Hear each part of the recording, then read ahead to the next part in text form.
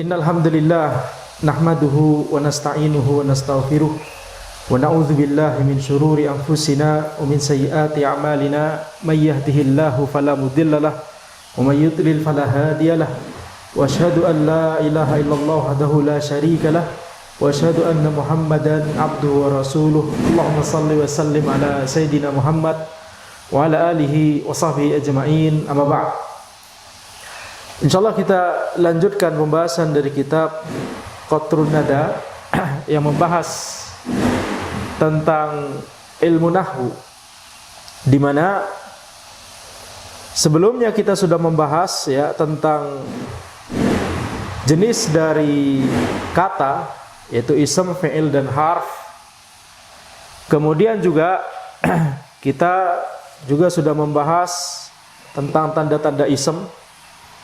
Nanti insyaallah kita akan lanjutkan pembahasan tentang fi'il dan tanda-tandanya, kemudian harf dan tandanya.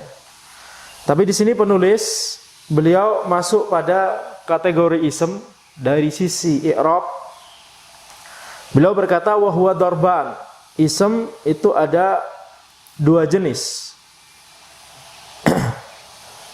Intinya adalah ada dua jenis, yaitu mu'rab dan mabni.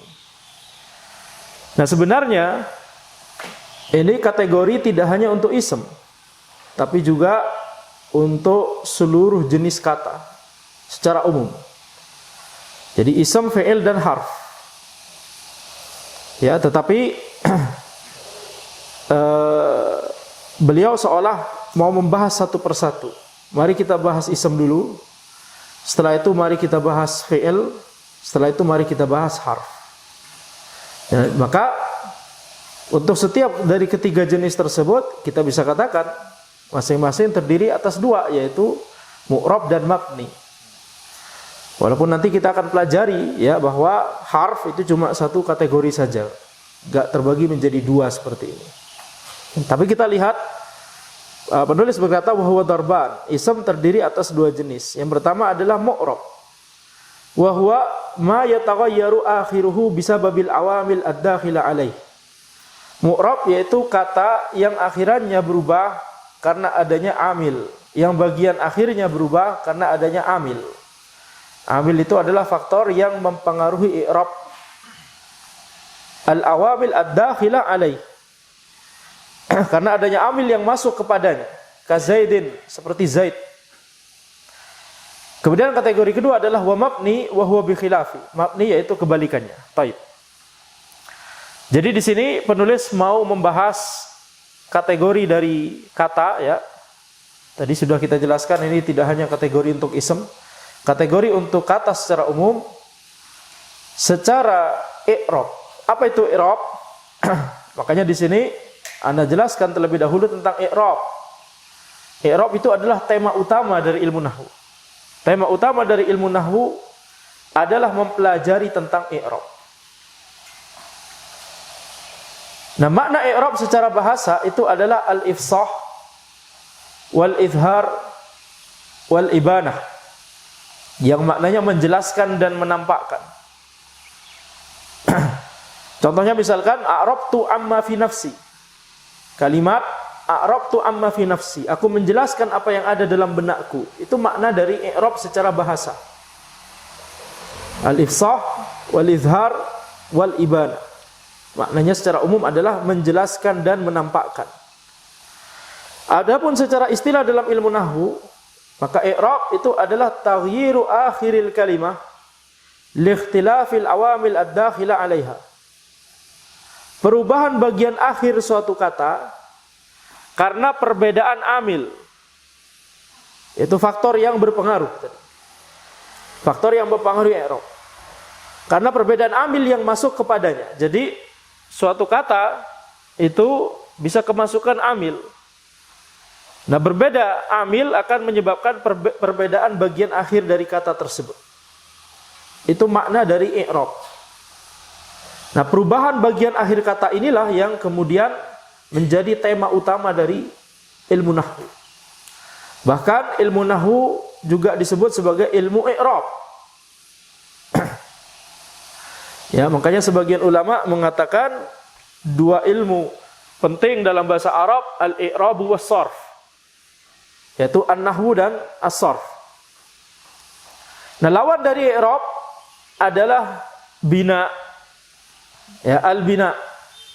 Makna bina secara bahasa adalah wat'u syai'in ala jihatin yuradu biha ats-tsubut wal luzum.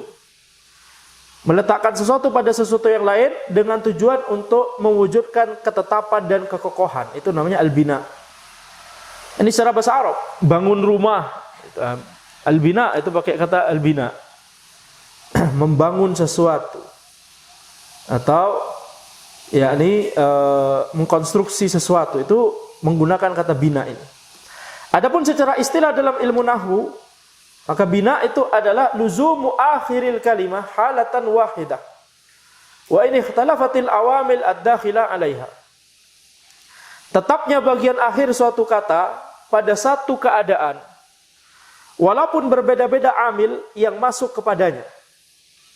Itu namanya al-bina.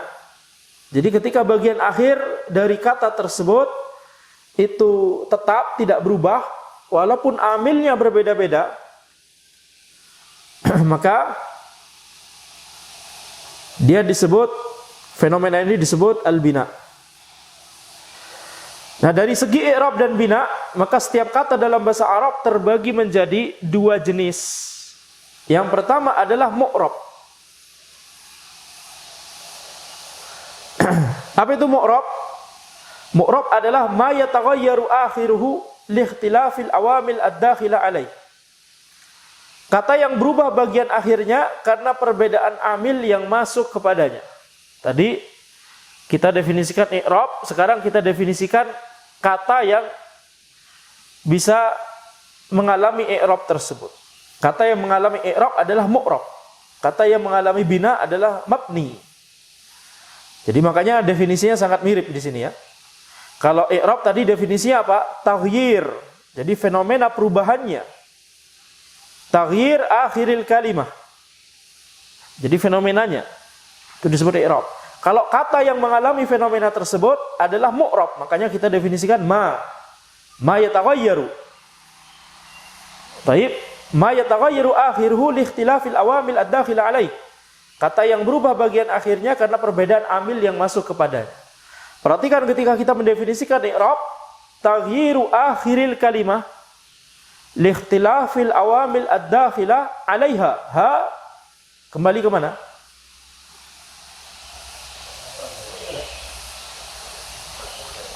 Dhamir ha kembali ke taghyir itu mudzakkar. Kalimah. Dhamir ha kembali ke kalimah. Makanya kita pakai ha. Tapi ketika kita definisikan mu'rab, ma yataghayyaru akhiruhu li ikhtilafil awamil ad-dakhilah 'alaihi. Dhamir pada dhamir hu di sini kembali kepada ma. Makanya kita pakai dhamir mudzakkar. Sampai sini jelas? Sehingga antum tidak merasa bahwa ini salah. Yang di atas 'alaiha, yang di sini 'alaihi. Ma yataghayyaru akhiruhu li ikhtilafil awamil ad-dakhilah 'alaihi. Kata yang berubah bagian akhirnya karena perbedaan amil yang masuk kepadanya. Contoh, ja'a Muhammadun. Muhammad datang. Di sini Muhammadun dhammah. Ra'aitu Muhammadan, aku melihat Muhammad. Di sini Muhammadan fathah.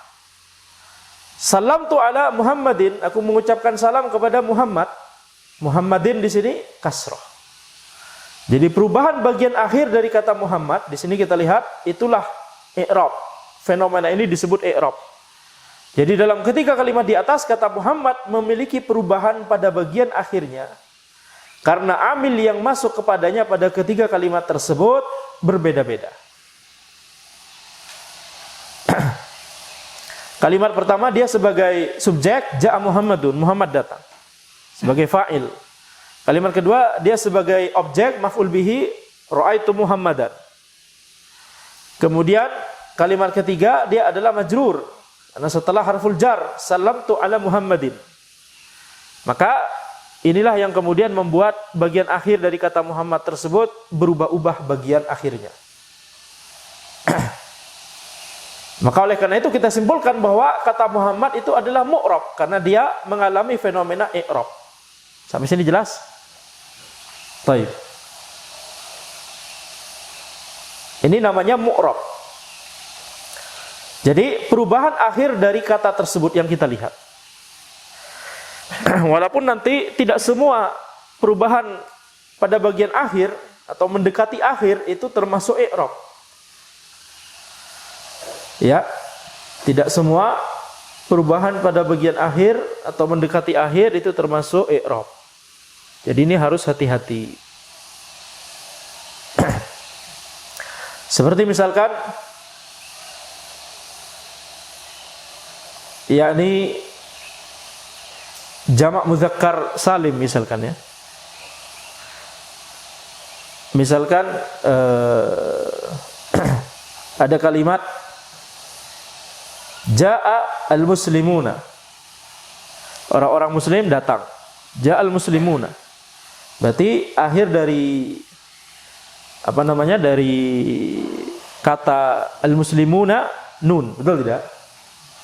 Kemudian kita buat kalimat yang lain. Ja'a muslimul Andalus. Muslimul Andalus. Muslimu yakni mim sin lam mim waw tanpa nun, kemudian al-Andalus. Apa maknanya? Kaum muslimin Andalus datang. Misalnya, ya, bisa diubah jadi daerah lain terserah. Ja'a muslimul Iraq misalkan. Kaum muslimin Iraq datang. Misalkan datang naik haji misalkan ya. Maka di situ ada perubahan akhir dari kata muslimun tersebut. Awalnya ada nun, di satu kalimat ada nun, di kalimat yang lain nunnya nggak ada. Betul tidak? Tapi itu karena apa? Bukan karena fenomena i'rab, tapi karena dia adalah mudhaf. Jamak mudzakkar salim kalau dia berfungsi sebagai mudhaf, maka nunnya memang dihilangkan. Taib. Jadi di sini fenomena tersebut bukan i'rab. Baik. Nah sekarang tadi kita sebut amil. Jadi yang menyebabkan bagian akhir kata itu berubah itu adalah amil. Maka amil adalah ma'aujaba kauna akhiril kalimah ala wajahin maksus minal i'rab. Sesuatu yang menyebabkan bagian akhir kata memiliki kondisi i'rab tertentu. Nah amil itu terdiri atas dua jenis. Yang pertama adalah al-amil al-lafzi. Amil lafzi. Seperti fi'il dan harf. Ini seperti saja, karena nanti banyak. Amil lafzi maksudnya adalah faktor yang mempengaruhi i'rab itu adalah muncul zahir, ada lafadznya. Di kalimat tersebut, di jumlah tersebut kelihatan. Itu namanya amil lafzi. Contoh amil lafzi yang berupa fi'il adalah contoh yang kita gunakan tadi, Ja'a Muhammadun. Kalau kita tanya, mengapa Muhammadun di sini memiliki harokat terakhirnya adalah dhammah? Karena ada amil lafzi yaitu fi'il Ja'a. Ja'a di sini adalah amil lafzi. Dialah yang membuat Muhammadun menjadi memiliki harokat dhammah di situ. Memiliki kondisi i'rab tertentu, namanya rafa. Nanti kita bahas, belum dibahas di sini. Tapi tanda dari kondisi i'rab tersebut ditandai dengan dhammah. Sehingga kita baca Ja'a Muhammadun. Kenapa Muhammadun di situ dibaca dhammah? Karena ada amil yaitu fi'il Ja'a. Muhammadun adalah subjek dari Ja'a, fa'il dari Ja'a. Maka kita katakan amil dari kondisi i'rabnya Muhammad yaitu rafa yang menyebabkan dia memiliki harokat dhammah. Apa amilnya? Amil lafzi berupa fi'il yaitu Ja'a. Contoh yang lain, ra'aitu Muhammadan. Ini contoh yang kita sebutkan di atas. Ra'aitu Muhammadan. Kata Muhammadan fathah. Kenapa demikian? Karena ada amil. Amil lafzi berupa fi'il. Apa fi'ilnya? Ra'a. Fi'ilnya ra'a. Dan dia muncul secara jelas. Ada lafadznya. Maka ini adalah amil lafzi. Ra'a. Sampai sini jelas? Baik. Jadi ini amil lafzi yang berupa fi'il. Contoh amil lafzi yang berupa harf. Contoh yang kita sebutkan di atas. Salamtu ala Muhammadin. Aku mengucapkan salam kepada Muhammad. Ada kata ala di situ. Betul tidak? Ada kata ala. Maka amil yang membuat Muhammadin menjadi kasroh apa? Amil lafzi yang berupa harf, yaitu ala di sini. Sampai sini jelas. Jadi amil ada dua jenis, amil lafzi dan amil maknawi. Kita baru bahas amil lafzi. Amil lafzi itu banyak. Salah satunya adalah fi'il, salah satunya lagi adalah harf. Dan itu yang kita sebutkan di sini. Kita cukup sebutkan itu dulu. Nanti kita akan bahas lebih banyak insyaallah taala. Nah, sekarang jenis kedua dari amil itu adalah amil maknawi. Contohnya adalah amil maknawi. Itu seperti ibtida pada jumlah ismiyah. Al-ibtida pada jumlah ismiyah. Kita sudah bahas jumlah ismiyah, betul tidak? Ada mubtada dan ada khobar. Mana yang musnad, mana yang musnad ilaih?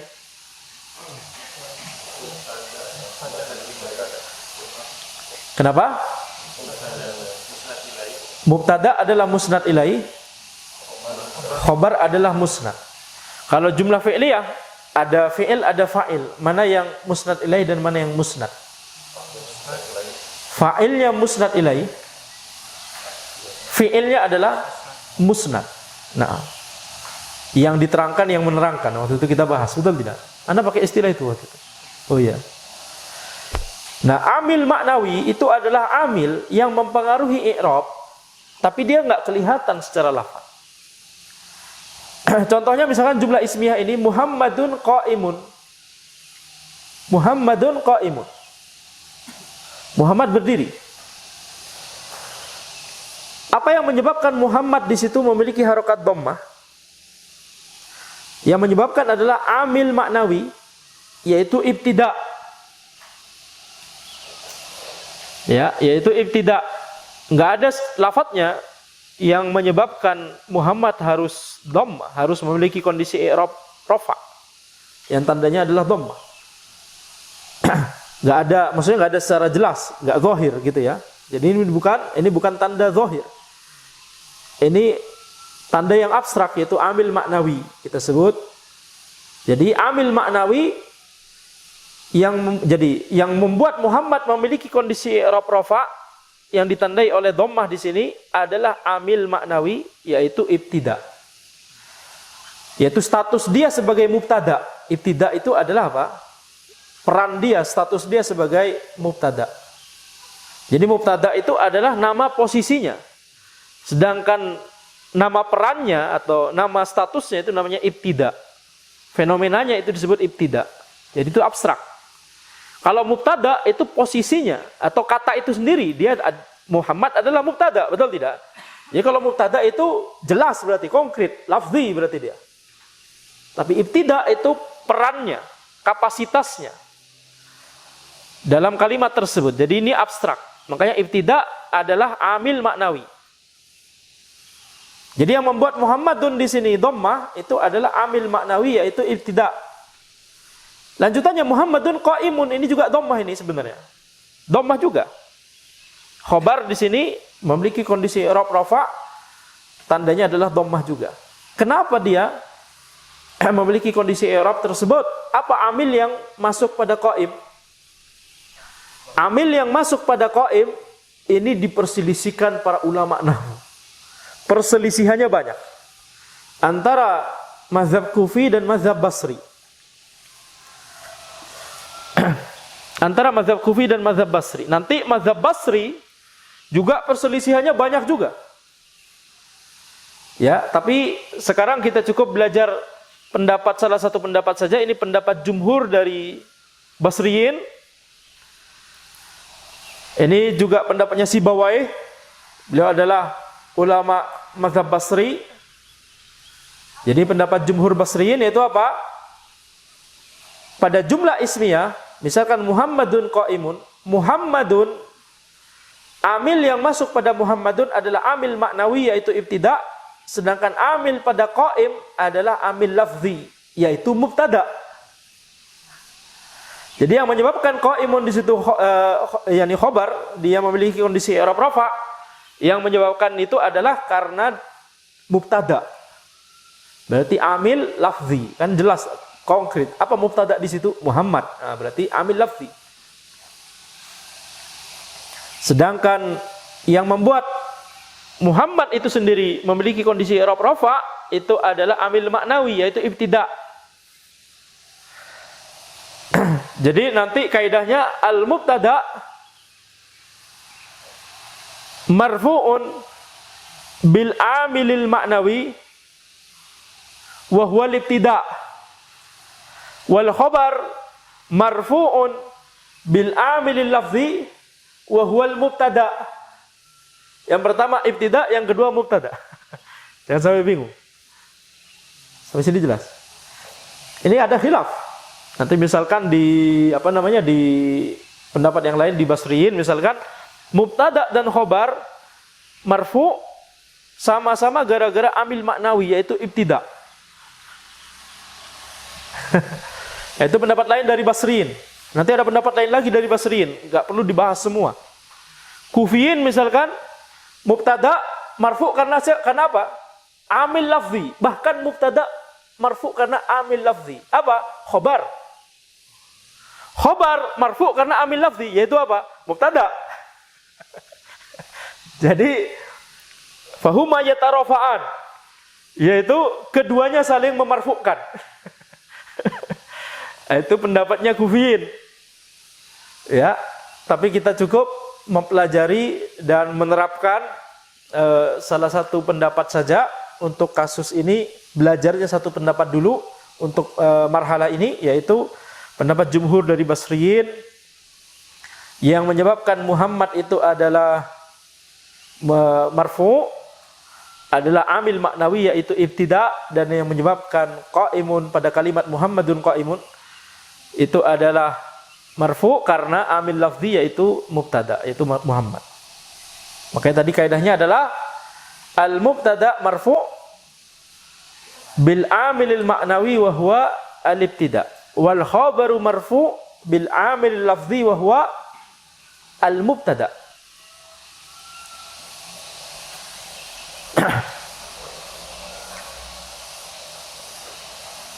Baik. Kemudian kategori kedua yaitu mabni. Apa itu mabni? Ma yalzamu akhiruhu halatan wahidatan wa in ikhtalafatil awamil ad-dakhila alaih. Kata yang bagian akhirnya tetap pada satu keadaan, walaupun berbeda-beda amil yang masuk kepadanya. Ini lawan dari mu'rab. Kalau mu'rab berbeda-beda amil, dia membuat kondisi i'rabnya berbeda-beda. Kalau mabni, walaupun amil yang masuk kepadanya berbeda-beda, berubah-ubah, akan tapi dia tetap pada satu keadaan saja. Itu namanya mabni. Nah, terdapat sebuah kaidah penting tentang ism dan harf, yaitu al-ism asluhu mu'rab wal harf kulluhu mabni. Ism pada asalnya, yakni sebagian besarnya adalah mu'rab. Sedangkan harf seluruhnya adalah mabni. Ism mayoritasnya adalah mu'rab, sedangkan harf seluruhnya adalah mabni. Adapun fi'il maka sebagiannya adalah mu'rab dan sebagiannya adalah mabni, sebagaimana yang akan dijelaskan kemudian. Karena nanti kita harus mempelajari jenis-jenis fi'il. Ada fi'il madhi, fi'il mudhari, dan fi'il amr. Itu belum dibahas, betul tidak? Nah, nanti dibahas oleh penulis insyaallah taala. Jadi sekarang sebagaimana yang Anda sebutkan tadi bahwa penulis akan menyebutkan pembahasan tentang fi'il dan harf itu setelah ini insyaallah. Penulis sekarang lagi fokus membahas ism. Dan beliau langsung membagi ism terbagi menjadi mu'rab dan mabni. Sebagian besar ism adalah mu'rab, sebagian kecil ism adalah mabni. Kita bisa bertanya, mengapa sebagian kecil ism tersebut adalah mabni? Apa yang menyebabkan hal tersebut? Tentunya kalau untuk pemula, maka jawabannya adalah, ya ini karena kita ngikutin orang Arab, betul tidak? Nah, jadi sama'i, yaitu ini bersifat, ini mendengar, kita mendengar orang Arab melakukan atau mengucapkan demikian, maka kita ikuti. Sebagian ism nggak berubah bagian akhirnya, walaupun amilnya yang masuk kepadanya berbeda-beda, berubah-ubah. Jadi ya sudah, kita nggak mengubah bagian akhir dari kata tersebut. Dialah mabni, walaupun dia ism, dia mabni. Jadi ini jawaban untuk pemula. Tapi para ulama itu membahas sebenarnya mengapa mereka bukan membahas mengapa, mereka berusaha mencari alasan begitu ya, atau hikmah, atau ya mencari keteraturan. Mereka berusaha menteorikan ilmu nahwu. Tentunya semuanya berasal dari mendengar, ngikutin apa yang diucapkan oleh orang Arab. Memang itu prinsipnya. Tapi kemudian para ulama nahwu itu berusaha mencari apa mekanisme di baliknya, apa hikmahnya atau apa alasannya. Ini namanya theory building, ya. Model building, membangun teori untuk ilmu nahwu kita. Nah, sehingga nanti akan dibahas sebagian ism itu dia mirip sekali dengan harf. Dia memiliki syabah dengan harf. Karena kemiripannya dengan harf, harf itu mu'rab atau mabni?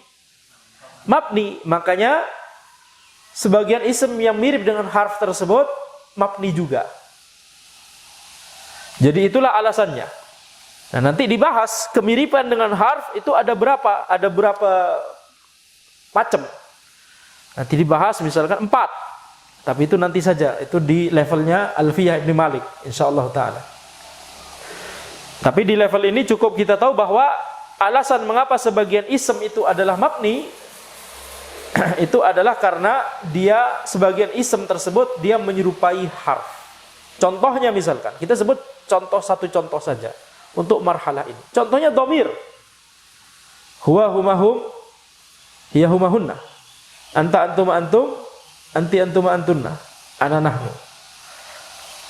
Kemudian dhamir kalau jadi mudhaf ilaih, kitabuhu, kitabuhuma, kitabuhum, kitabuha, kitabuhuma, kitabuhunna, kitabuka, kitabukuma, kitabukum, kitabuki, kitabukuma, kitabukuna, kitabi, kitabuna. Ya. Jangan kayak ya antum harus latihan itu. Tapi jangan kayak kawan anak ketika dulu kecil kami belajar itu huwa huma hum ya huma hunna, nafas dulu. Antum ya udah, kalau enggak usah lapor, nafas aja dulu ya. Jeda dikit enggak masalah ya. Enggak usah lapor, nafas dulu. Ya dulu di Madura. Huwa huma hum ya huma hunna, antum antum anti antum antun ana nahnu. Nah, ini dhamir. Dhamir itu ism fi'il atau harf? Dhamir itu ism. Kenapa? Kalau antum ditanya kenapa, antum harus menunjukkan apa tanda ism yang bisa dimiliki oleh dhamir. Hah? Kita udah bahas tanda ism? Banyak kita bahas tanda ism, bahkan melebihi yang disebutkan di kitab di Matan Qatrun Nada. Apa yang menyebabkan dhamir kita simpulkan bahwa dia adalah ism?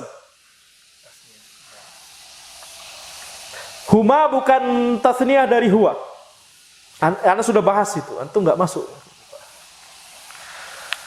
Antuma bukan tasniyah dari anta. Nahnu bukan jamak dari ana. Karena nanti Anda bisa tanya, itu jamak muzakkar salim, jamak muannats salim, atau jamak taksir. Ana dengan nahnu bukan jamak taksir. Nahnu bukan jamak taksir dari ana. Gak ada wazannya, gak ada hubungannya sama sekali. Di ana tidak ada hak sama sekali. Baik, nggak masuk pada wazan-wazan jamak taksir yang standar, betul? Jadi itu bukan jamak. Antuma bukan tasniyah dari anta ataupun anti. Karena nanti harusnya antani. Huwani. Hiyani. Enggak seperti itu. Betul tidak? Nah, tapi itu adalah dhamir yang dikhususkan untuk dua orang. Bukan tasniyah dari huwa atau hiya. Nah, sekarang pertanyaan ana. Mengapa huwa, huma, hum, hiya, huma, hunna, anta, antum, antum, anti, antum, antuna, ana, nahnu. Misalkan dhamir itu dulu.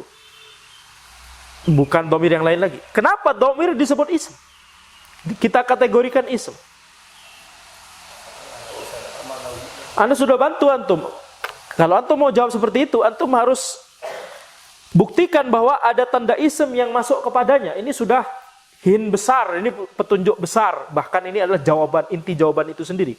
Tapi sekarang lengkapi jawabannya. Apa tanda ism yang bisa dimiliki oleh dhamir tersebut? Iya apa? Nah, al-hadis anhu. Gimana? Antum nggak murojaah sama sekali? Hah? Ini yang ikhwan kalau pekan depan tidak bisa menjawab pertanyaan yang sudah dibahas sebenarnya. Ini kompleks, ini bentuk angka 8, betul tidak?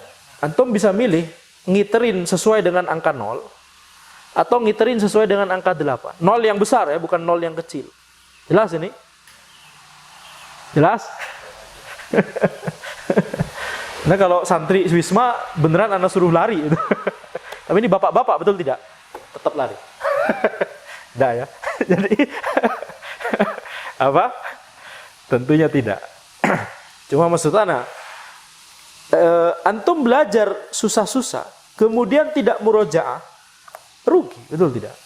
Seolah tidak belajar. Yang itu yang kemudian kalimat yang sering kita ucapkan. Penyakit dahulu adalah jahil, penyakit sekarang adalah lupa. Ini sama-sama tidak tahu berarti. Betul tidak? Apa al-hadithu anhu? Hah? Al-musnad ilai. Jelaskan mengapa dhamir bisa menjadi dhamir huwa, huma, hum dan lain-lain sebagainya itu, mengapa dia disebut bisa berfungsi sebagai musnad ilai? Apa contohnya? Ya contohnya. Ya contohnya. Ya contohnya, contohkan jumlah ismiyah. Hah? Huwa qaimun. Huwa qaimun. Mana mubtada? Huwa. Mana khabar? Qaimun. Huwa adalah mubtada, sehingga dia adalah musnad atau musnad ilai? Musnad ilai. Maka musnad ilai adalah alamah ma'nawiyah dari ism. Makanya kita simpulkan huwa adalah ism. Gitu aja mudah. Apa yang susah? Murojaah. Jelas ini? Bukan ciri dari penuntut ilmu orang yang malas murojaah. Baik. Sekarang ini lebih susah sedikit. Kitabuhu, dhamir hu. Kenapa dia adalah kita kategorikan ism? Kenapa? Gimana caranya?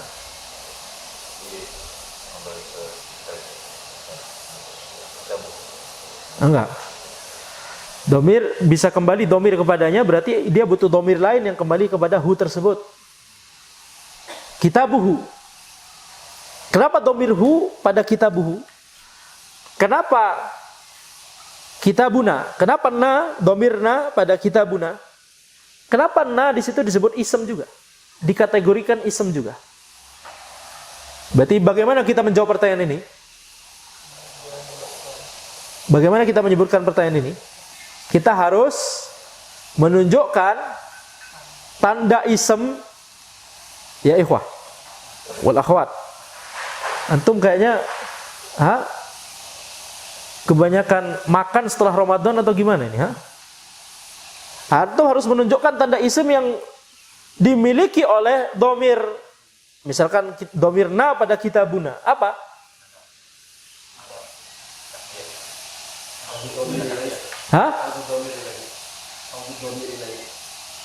Lah.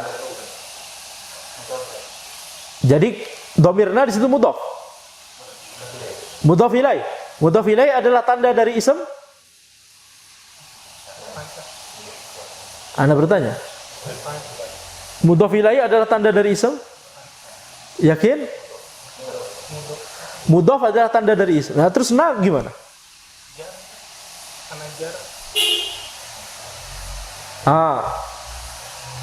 Karena jar.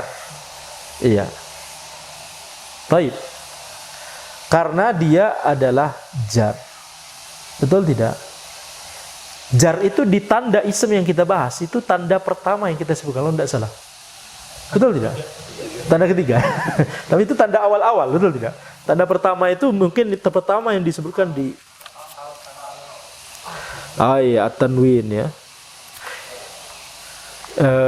Nah, walaupun dia tanda yang kuat sekali juga. Ya khalas, selesai. Kitabuna, nadis adalah ism karena dia memiliki berada dalam kondisi i'rab jar. Itu harusnya jawaban dari tadi. Betul? Kita sudah bahas berapa tanda kemarin? Banyak sekali, betul tidak? Tanda lafziyah saja. Di sini kita sudah membahas tanda lafziyah itu ada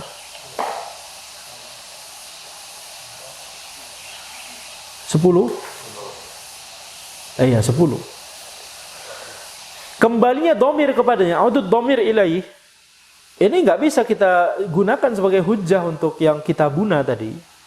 Karena kalau antum mau membuktikan kitabuna, nah di situ adalah ism, kemudian tandanya adalah audud domir ilaih, antum berarti harus membuat ada kalimat dalam bahasa Arab yang ada harf, ada domir setelahnya, yang domir tersebut kembali kepada na. Itu kompleks sekali kalau antum mau pakai tanda ini, kompleks sekali. Kalau di mudhaf, di sini mudhaf sudah disebut. Ya, mudhaf itu adalah tanda dari ism.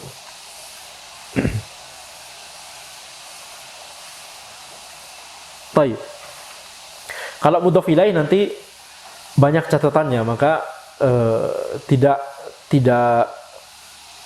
langsung kelihatan begitu ya, makanya nggak disebutkan di sini. Pembahasannya panjang lagi. Tapi pembahasan yang tanda yang sangat zahir sekali pada kitabuna, pada domirna itu adalah tanda jar di sini, betul tidak? Nah, jadi harusnya seperti itu. Sampai sini jelas. Baik, kemudian kita balik ke contoh yang tadi, yaitu Ra'aitu Muhammadan. Ra'aitu Muhammadan. Domir tu, mengapa kita kategorikan dia ism? Musnad ilai. Kenapa? Karena dia fa'il dari fi'il ro'a. Karena dia adalah musnad ilai, maka dia adalah ism. Karena musnad ilai adalah al-alamah al-ma'nawiyah. Betul tidak? Nah. Jadi pertanyaan, mengapa kata ini ism? Mengapa kata ini fi'il? Mengapa kata ini harf? Antum harus buktikan dengan menunjukkan tandanya. Itu caranya. Dan itu pondasi dari ilmu nahwu ke depannya. Kita harus bisa mengetahui dulu kata ini ism, fi'il atau harf itu dulu. Karena nanti akan mempengaruhi ke i'rabnya. Kalau kita sudah identifikasi bahwa ini adalah harf, kita kita agak akan mengi'rab dia seperti mu'rab. Kita akan mengi'rab dia seperti mabni. Fi mahalli, begitu ya. Fi mahallil rafa, fi mahallil nasab, fi mahallil jar, gitu kan. Karena kita sadar bahwa ini adalah harf yang itu pasti semuanya adalah mabni. Tapi kalau kita identifikasi ini adalah ism bukan harf, ism tapi kok dia kayak mabni, berarti ini ism yang mabni. Karena ada ism yang mabni, ada ism yang mu'rab. Itulah sebagian besar ism, yaitu mu'rab. Betul tidak? Jadi supaya kita bisa mengerti struktur dari sebuah kalimat, dari sebuah jumlah, kita harus tahu dulu masing-masing kata di situ ism, fi'il atau harf. Makanya dan untuk mengetahui kategori dari sebuah kata, kita menggunakan tanda-tanda. Itulah tanda-tanda ism, tanda-tanda fi'il, tanda-tanda harf itu adalah pelajaran yang penting sekali. Baik. Jadi itu bukan sekedar formalitas. Oh, ism, mari kita sebutkan tanda-tandanya. Itu bukan formalitas, itu tools. Jadi ketika kita kemarin sudah jelaskan ada 11 berarti, betul tidak? 10 tanda lafziyah, alamah lafziyah, dan satu, memang cuma satu, tanda maknawiyah, al-alamah al-maknawiyah, berarti ada 11. Antum berarti toolbox antum berarti ada 11 perkakas yang bisa, 11 tanda yang bisa digunakan, yang bisa antum terapkan, yang bisa di-apply untuk menentukan apakah kata tersebut adalah ism atau tidak. Nah, akan baru belajar ism. Nanti kita belajar tanda fi'il insyaallah dan kemudian tanda harf. Baik. Sampai sini jelas. Jadi untuk pertemuan pekan depan insyaallah tolong murojaah. Jelas ini? Supaya ilmunya itu terbangun. Kalau kemudian antum belajar terus tapi yang bawah-bawah lupa, ya ambruk. Sama seperti bikin bangunan, kalau yang bawah tidak antum jaga, tapi fokus terus bangun ke atas, maka nggak jadi bangunannya. Betul tidak? Nah, sampai sini jelas. Jadi biar ada manfaatnya kita belajar dan mengajar di sini. Kalau ingatannya itu seperti ingatannya ikan mas.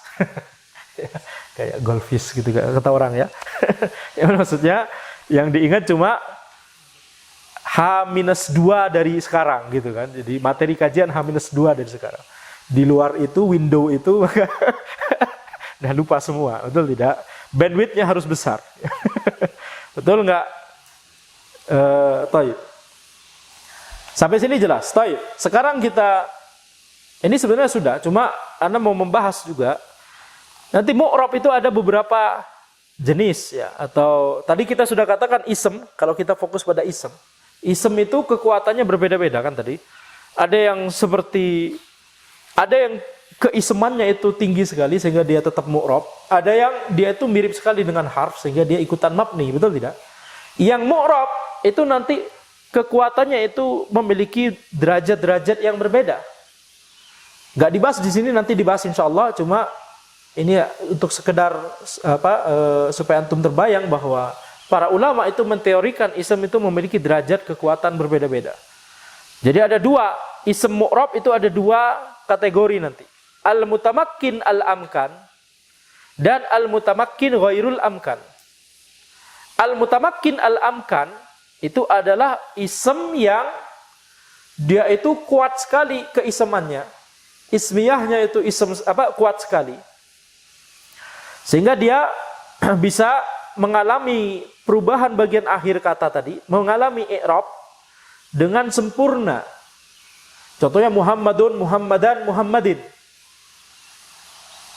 Tapi ada, ini namanya al-mutamakkin, al-mu'rab,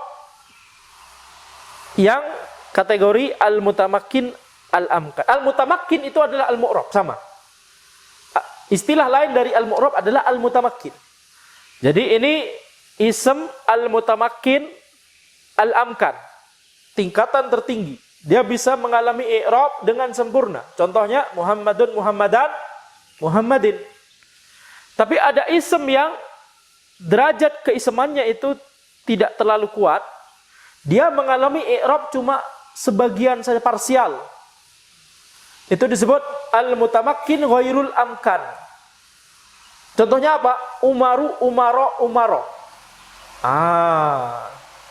Kita masuk pada pembahasan al-ism al-mamnu' minas sorf. Ism yang nggak bisa kemasukan as-sorf, yaitu tanwin. Kata sorf di situ maknanya adalah tanwin. Jadi ism yang nggak bisa kemasukan tanwin, dia keisemannya, ismiyahnya ya, derajat ismiyahnya itu tidak sekuat yang lain.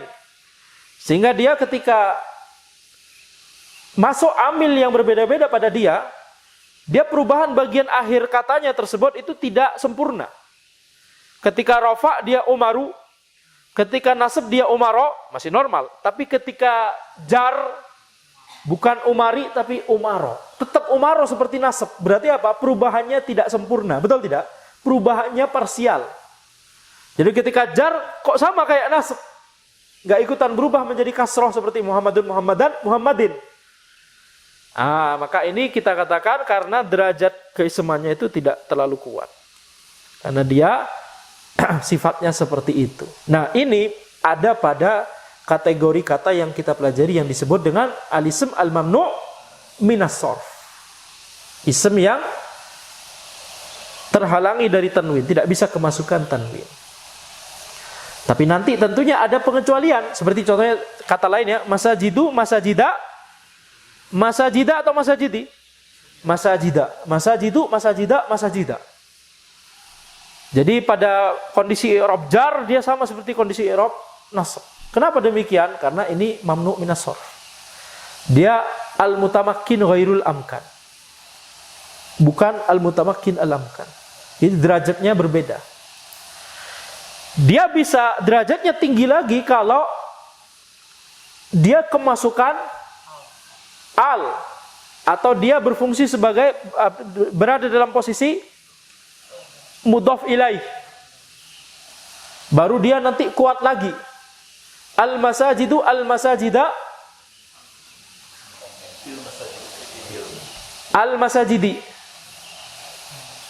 Ya fil masajidi misalkan. Betul tidak? Al-masajidu al-masajida al-masajidi. Atau berfungsi sebagai mudhaf ilaih.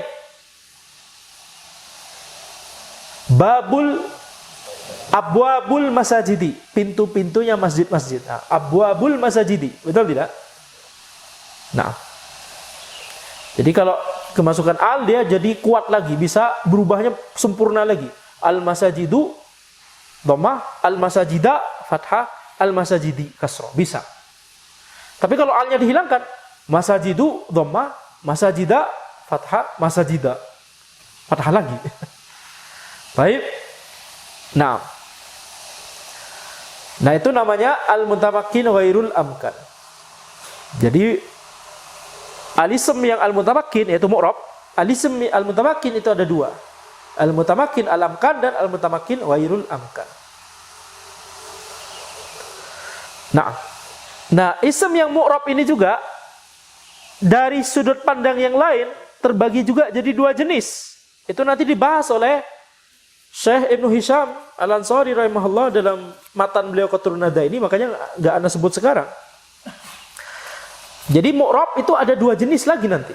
Mu'rab yang perubahan bagian akhir katanya itu tampak secara lafadz, dan ada mu'rab yang perubahan bagian akhir katanya itu tidak tampak.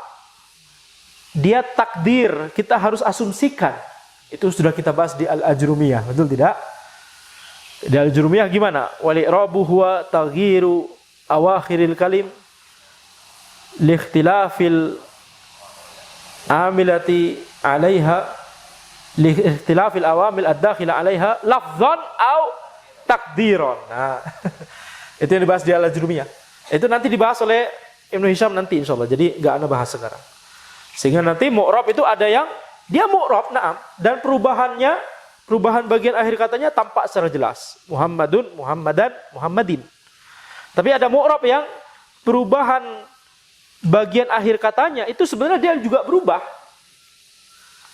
Tapi dia nggak tampak. Ini lihat bagaimana para ulama nahwu menteorikan. Ini sebenarnya berubah, cuma nggak nampak. Ya. Karena kalau ini kita golongkan mabni, pusing teori kita. Kita tetap golongkan ini mu'rab, tapi mu'rab yang ada sebab. Nah, karena ada sebab yang membuat dia tidak tampak. Contohnya Musa, Musa, Musa. Yahya, Yahya, Yahya. Itu misalkan. Atau mungkin itu bisa antum bisa, yaitu mamnu' minas sarf. Tapi tetap aja dia adalah takdir, betul tidak? Jadi al-mutamakkin al-amkan, al-mutamakkin ghairul amkan ini terbagi dua masing-masing. Ada yang taghirnya lafadz, ada taghirnya takdir, ada yang taghirnya lafadz, ada taghirnya takdir. Antum bisa ngikutin apa yang Anda maksud. Ya, jadi maksud Ana menjelaskan secara cepat, harusnya menjelaskan proper. Nanti menjelaskan secara proper nanti insya Allah ketika kita nyampe di bagian di matan tersebut. Cuma kita contohkan misalkan yang al-mutamakkin. Atau susah nyari yang al-mutamakkin karena biasanya dia pakai ada al ya misalkan. Atau bisa aja aso misalkan. Aso tanpa al. Aso. Dia mamnu minas sarf atau munsharif? Munsharif. Setuju? Setuju? Suman. Antum tahu kata suman? Bukan Sumanto, bukan. Suman. Ism. Ism itu memiliki banyak lughah. Dia bisa dibaca ismun. Itu yang masyhur. Dia bisa juga usmun. Betul? Dia bisa dibaca suman. Jadi ada berapa lughah? Nanti kita bahas. Kalau kita sudah nyampe, ada 6 lughah. Suman. Nah, itu adalah mu'rab. Tapi dia mu'talul akhir. Ya, sehingga dia harus perubahannya itu nanti takdir. Ya contoh gampang misalkan ya. Al-qadi atau al-asa tadi. Al-asa. Al-qadi, al-qadiyah, al-qadi. Ya kan? Al-qadi, al-qadiyah, al-qadi. Ketika dhammah dan ketika kasrah dia seolah tidak kita baca karena betul tidak? Karena thiqal. Itu nanti insyaallah. Jadi pembahasan ini sebenarnya nanti. Makanya Anda tidak tulis sekarang karena nanti oleh penulis di bagian ketika beliau berkata ya ada amthilah khamsah, ada fil mudhari al-mu'tal. Ini dia tuqaddar jami'ul harakat fi nahwi gulami wal fata. Ya sampai situ, di bagian situ kita akan bahas pembahasan ini insyaallah. Baik. Jadi intinya yang antum harus pahami sekarang minimalnya adalah antum tahu bahwa setiap kata terbagi menjadi mu'rab dan mabni. Secara khusus ism juga terbagi menjadi mu'rab dan mabni. Kalau harf nggak ada pembagian itu karena seluruh harf adalah mabni. Ism mayoritasnya mu'rab, sebagiannya mabni karena sebagian dari ism tersebut dia menyerupai harf. Nah kemudian nanti ketika kita fokus pada ism yang mu'rab, maka ism yang mu'rab itu kenapa dia berubah bagian akhir katanya? Karena ada amil. Amil itu ada 2 jenis, yaitu amil lafzi dan amil maknawi. Baik, itu saja yang perlu dipahami insyaallah. Kita lanjutkan di pertemuan berikutnya. Hadza wallahu alam, subhanakallahumma wa bihamdika asyhadu an la ilaha illa anta astaghfiruka wa atubu ilaik.